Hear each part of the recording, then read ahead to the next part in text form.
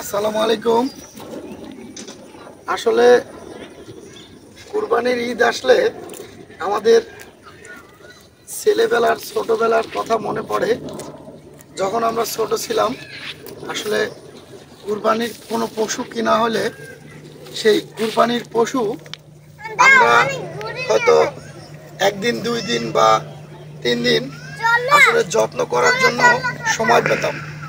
ওই সময়টা আসলে আমাদের কাছে অনেক ভালো লাগে বা ভালো লাগতো। আসলে সেই মুহূর্তগুলো এখন আমরা অনেক মিস করি।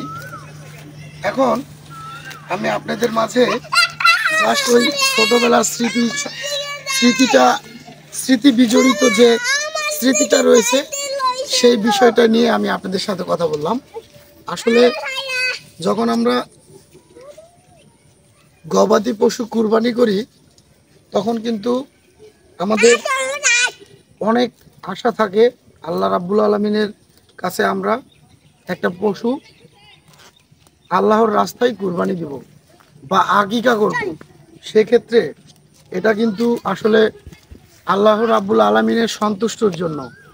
তো যখন আমরা কোনো কুরবানি করি বা আকিকা করি তখন আমরা খাস নিয়তে খাস দিলে আল্লাহ রাব্বুল আলামিনের খুশির জন্য আমরা এটা করে থাকি। তো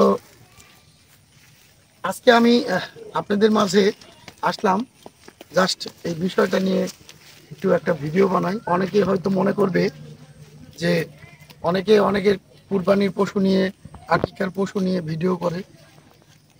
বিকেলবেলা একটু আসলাম, একটু আপনাদের মাঝে তুলে ধরার চেষ্টা করলাম প্রাকৃতিক দৃশ্য। জি বাবা, আমার আদিল বাবা করে আসো। এই যে আমার বাবা, ও বাবার জন্য সবাই দোয়া করবে। হ্যাঁ এই যে এই যে আমার বাবা। হ্যাঁ এই তো ধরে থাকো ধরে থাকো। এদিকে আসো। এই খাচ্ছে খাচ্ছে, টানে না টানে না। এটা হচ্ছে আমার আদিল বাবা।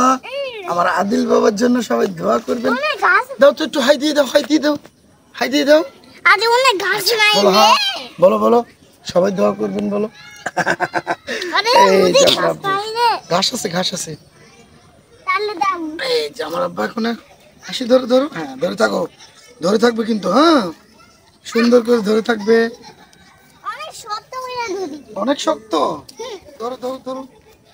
তুমি ওদিকে টানতেছো, তুমি এদিকে আসো। হ্যাঁ এই তো এদিকে আসো। খা খা খা ঘাস খা। ওরা মানে পিঁপড়ায় কামড় দিছে, এই জন্য মুখ মাটিতে মধ্যে ঢলছে।